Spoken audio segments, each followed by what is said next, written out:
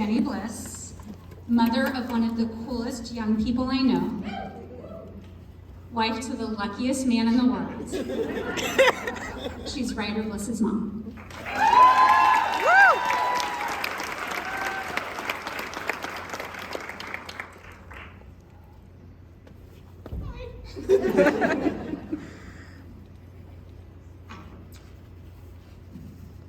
My name is Jenny Bliss, and I'm here to tell you Ryder's story and how the power of we has impacted our family. When my now new ex-friends, Jackie Murphy and Joe asked me to do this, I wanted to cry and throw up. I'm not a public speaker, I'm just a mom with a cool story to tell. Some had hoped that Ryder could be the one to tell his story, but if you know Ryder, one-on-one conversations about random facts in a one-liner comedic fashion is his way of communicating. The second thought was maybe his dad, but those of you who know Nick know he looks tough, but he's a crier. So that leaves me the third string. I'm Ryder's mom. Some people refer to him as famous Ryder because he has had such an impact in this school district and in this town. Nick and I can't go anywhere without being recognized as Ryder's parents. My husband, Nick, and I met when we were just babies in high school. I grew up in Mammoth, California, and Nick grew up here in Havasu. We met when his dad moved him up to Mammoth his junior year in high school, and we quickly became high school sweethearts, and have been together ever since. After high school, we moved to Scottsdale to figure out adulting and got married in 2001. In 2006, we welcomed our only child. February 23rd, 2006, Ryder Bliss made his way into the world. We named him Ryder like the truck, turns out he likes to drive or ride anything. Pal like the lake, turns out he's a fish and spends 90% of his time in the water. Bliss like follow your bliss. Following your bliss means trusting that everything will work out even if things aren't completely perfect. Ryder lives this name to the fullest. Ryder was born in Scottsdale, where he was taken to the NICU shortly after birth due to low blood sugar. Low blood sugar turned into multiple conditions and a variety of tests, one of which was a blood sample of his chromosomes. Ryder was our only child, and we had no comparison to what was abnormal and what was typical milestones. We felt like everything was typical, and we felt like we had gone through the hard part. A few weeks later, a geneticist told us that Ryder's chromosomes had come back abnormal. Ryder had additional information on the long arm of chromosome number 4. We attempted to WebMD this and came up with very little. Nick and I were both tested to determine if this chromosome abnormality was passed down from one of us or if it was unique to Ryder. After 6 long weeks, our geneticist informed us that this chromosome abnormality was not only unique to Ryder, but it was unique in general. We were told that 60 cases worldwide were known of this additional information, and in 30 of those cases, there was a deletion of another chromosome to which Ryder did not have. The official diagnosis is 46XP duplicate 4, question mark Q288.1Q33. Try to Google that.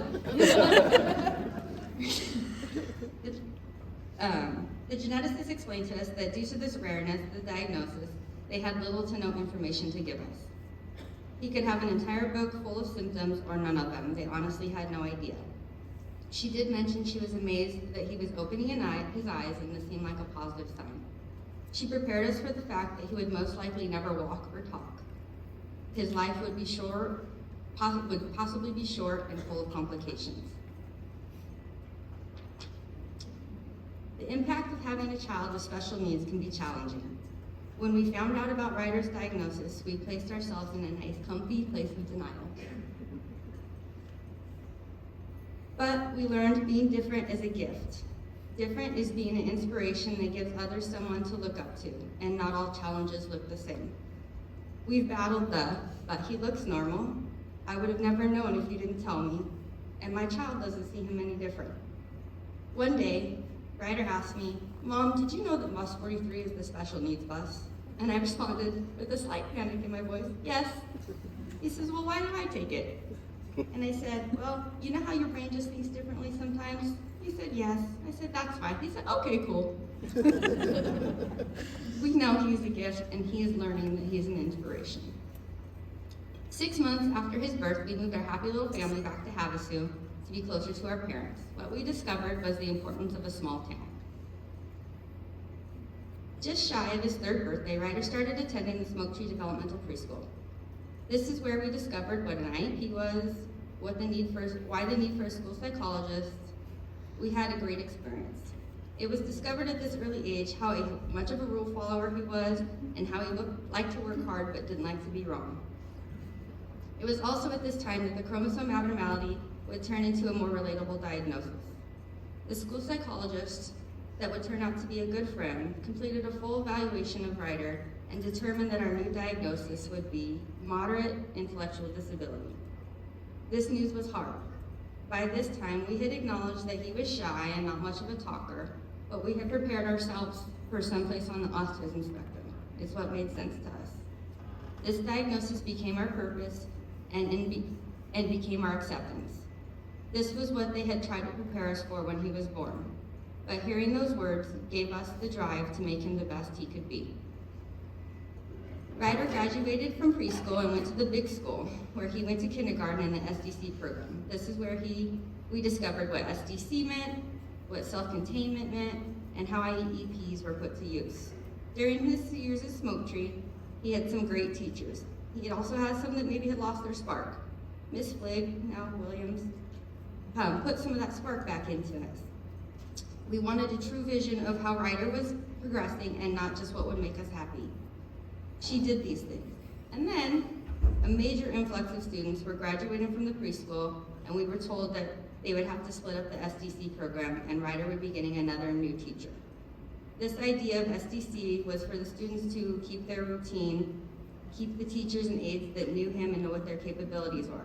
With another new teacher in the mix, it would take a whole school year to learn Ryder's capabilities and learn what he was capable of. This is where advocacy came into play. Mutual friends of ours had introduced us to Doug and Rebecca Paling very shortly after moving to Havasu. Doug was our school psychologist, and he had given us the truth about Ryder. Rebecca, understanding Ryder and felt our frustration, had offered to save him a place in her classroom the next year. She had tutored him in the past, and he was familiar with her. She also informed us that her classroom might not be the best fit for him, but she would be happy to keep a place for him if we decided to do that. We called a meeting at Smoke Tree to voice our concerns. Rebecca Paling, Sue Falzon, as well as others attended the meeting. We voiced our concerns and they were heard. Ultimately, we decided to stay at Smoke Tree with the knowledge that if we became unhappy, that we would be pulling out and taking him to Rebecca. Ms. Falzon turned out not to only be an amazing teacher, she was an advocate, and she became a friend. Ryder finished his years at Smoke Tree with her, and to this day, they still text each other to check up on one another.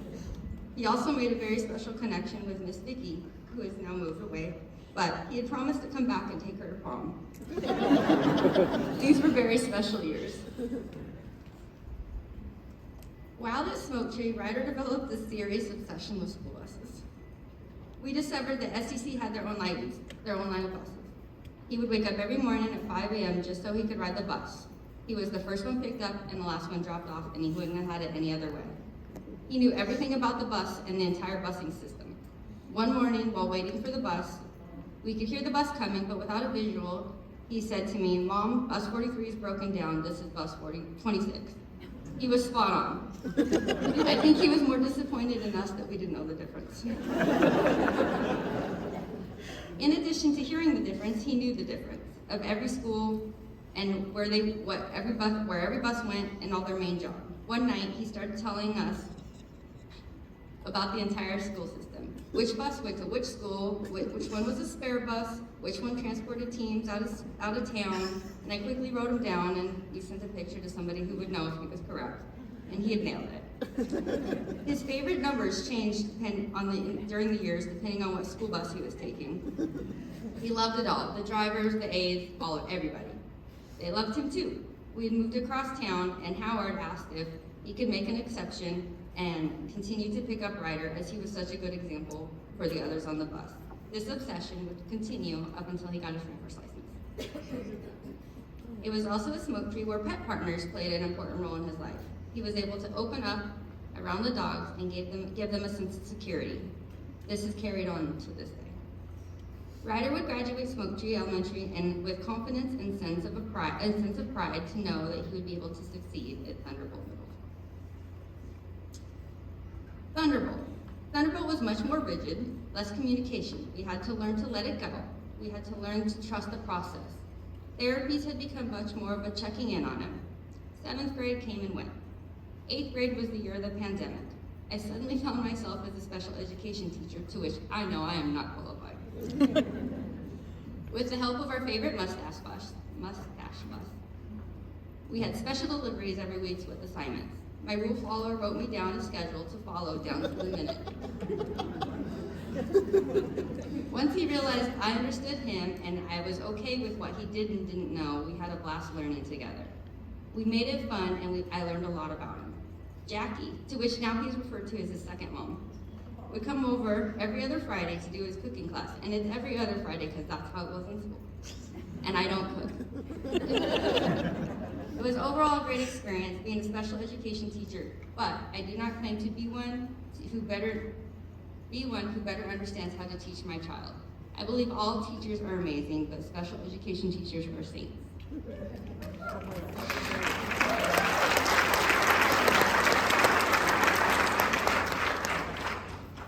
Now, if you don't know Nick and I personally, I will give you a quick background. We are very competitive.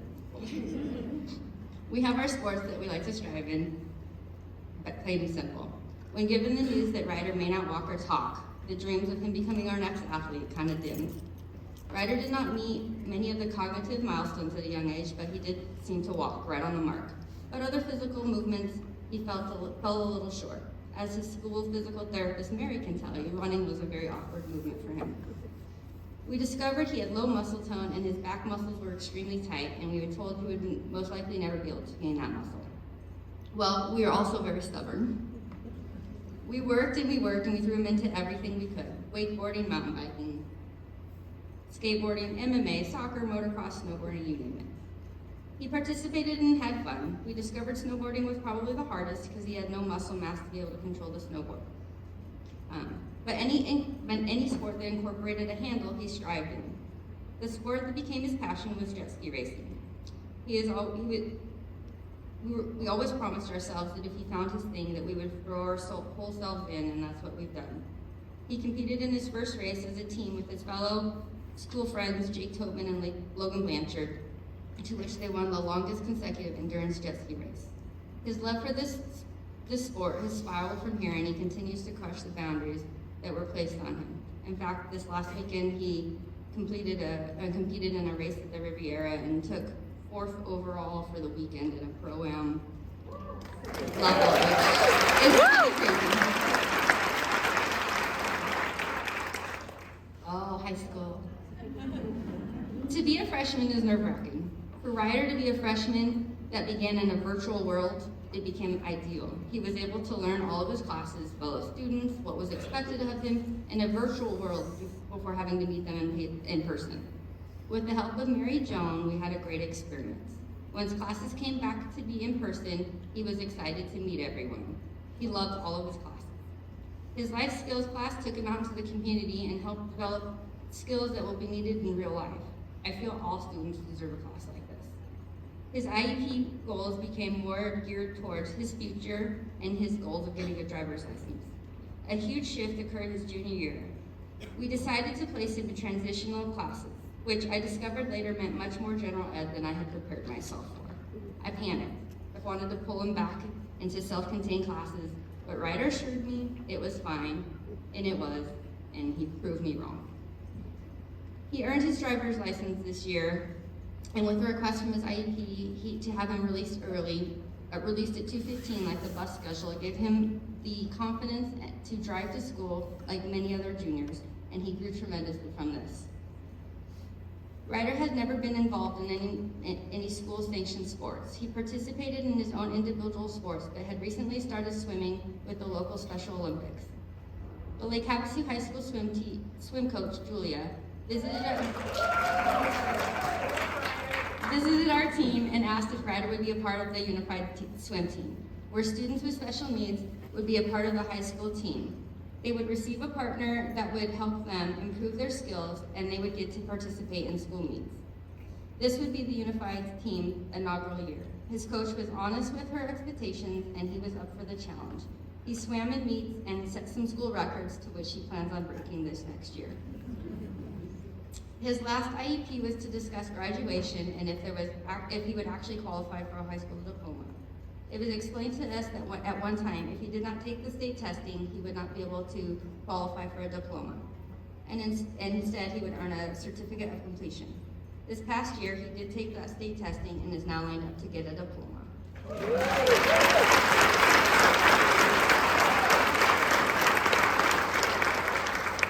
His diagnosis would allow him to remain in high school a few more years, but he wants to graduate and get a job. So this is his plan. He's headed into his senior year with a senior-like schedule and plans to give the class of 2024 a graduation party of a lifetime.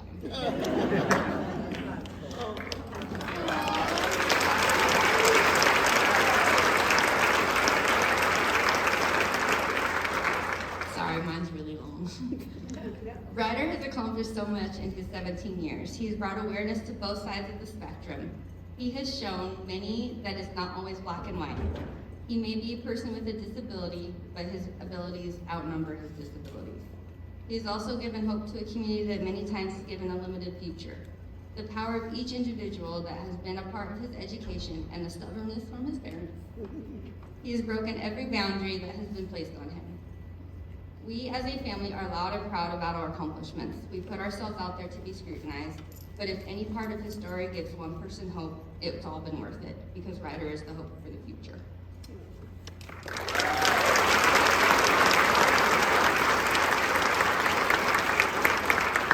I wish I was done.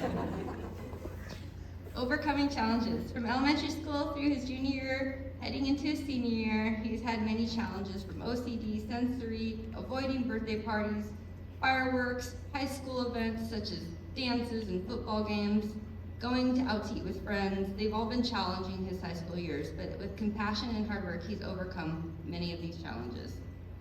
He's had one goal most of his life, and that's to get a driver's license. For many years, we were trying to figure out if this would even be an option for him. His driving skills have never been in question. He's probably one of the safest drivers around. Reading has been the most challenging obstacle.